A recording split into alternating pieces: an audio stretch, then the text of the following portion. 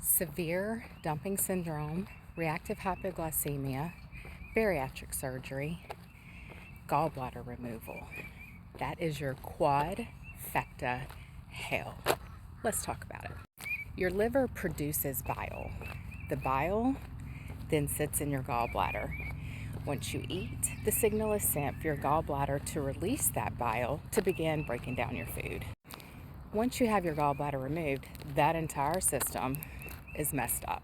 The liver still produces bile 24/7, but now it doesn't have anywhere to be stored. So it's slow dripping into your stomach that has now been altered, your stomach and your small intestines that have now been altered. The liver is slow dripping that 24/7, that bile. What that looks like for me is I have to eat every 2 to 3 hours, something. If I don't, if I wait and let that bile pile up, whatever I eat or drink, it can be a protein shake, I've had a million times. It can be a meal, I've had a million times. It is going to dump directly into my small intestines and out my system. For me, it is not sugar dependent, it is not carb dependent, it is not fat dependent.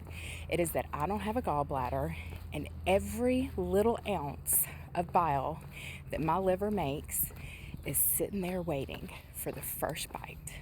Once the dumping syndrome happens, it triggers hyporeactive glycemia.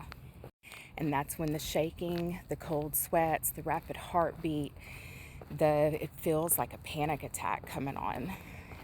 And the best thing I can do at that time is to remind myself I've been here before and start consuming protein. Even though eating in those moments is the last thing I want to do, the absolute last, I know that in order to get my blood sugar up, I have got to start eating chopsticks, peanut butter, almonds, something to pull it up, right? Because now the bile has rushed the food out of my system and my body needs to stabilize.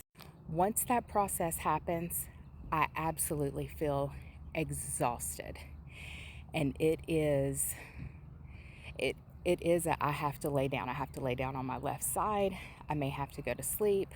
I have to wait out my heart beating really quickly. It can be a terrifying experience. And what I have found through my own personal experience the last 20 years and through my clients is that for those of us that don't have a gallbladder, our experience with bariatric surgery is a little different. Comment below if this sounds familiar.